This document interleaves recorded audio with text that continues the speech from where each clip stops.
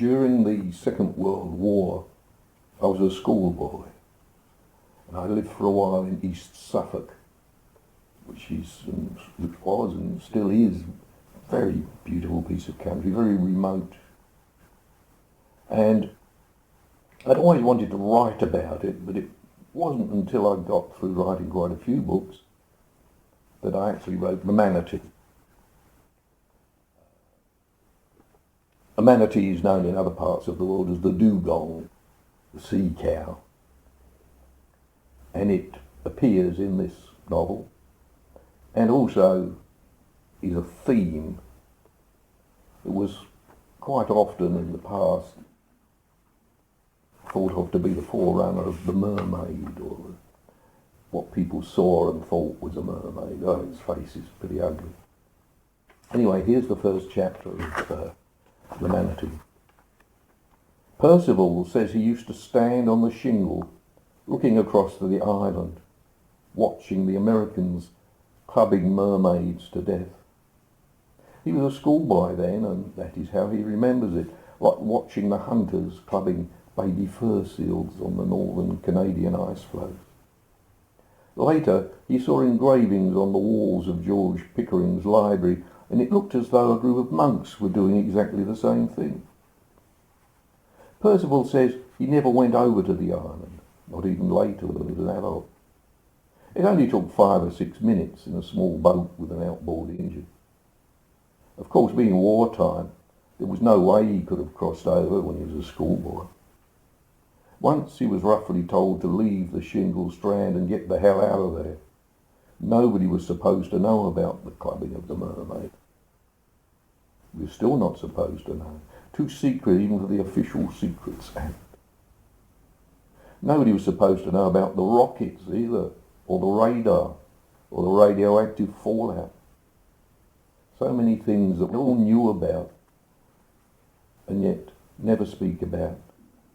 Out of fear? Fear of what?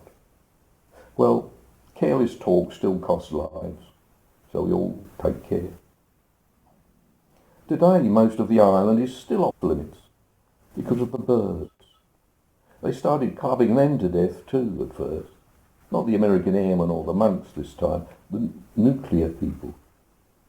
So many kinds of people came to the shingle strand and went over to the island and found some new devilry to perform. Percival has always watched and listened. He knows where all the skeletons are buried, as they say. But then you only have to walk along the beach to the sand cliffs to see the skeletons sticking out of the cliffside. The odd bone or two dropping onto the sand. Fine thing for your dog to bring home from an evening walk. There are whole streets, towns under the sea there. You can hear the noise rising up to the surface. Well, Percival can. You get it in layers. The coarse threats of the invaders, and the carousing of the monks, and the screech of the frightened birds, and the screams of the mermaids, of muffled tolling of bells, hoarse throats of the juvenile jets, and the steady hum from the nuclear reactor, and the kind of noise sand makes. What a lot of heroes were here, and all handy with the club, the blunt instrument. There were bats in the ballsy belfry, monks astride mermaids, castles in the air with turrets full of guns, school children with their heads between their legs in case they needed to react in a hurry to escape the nuclear fallout. It can blow along the beach. You need to turn your collar up. Things are grey most of the time, a petrified forest grey. Dabs of grey, green, and sometimes a bit of browny red, a roof for instance. But the buildings are low and the topography takes over. Percival says the teacher used the word topography when they sat together on the cliffs at Bawdsey. Not real cliffs, and she wasn't a real teacher.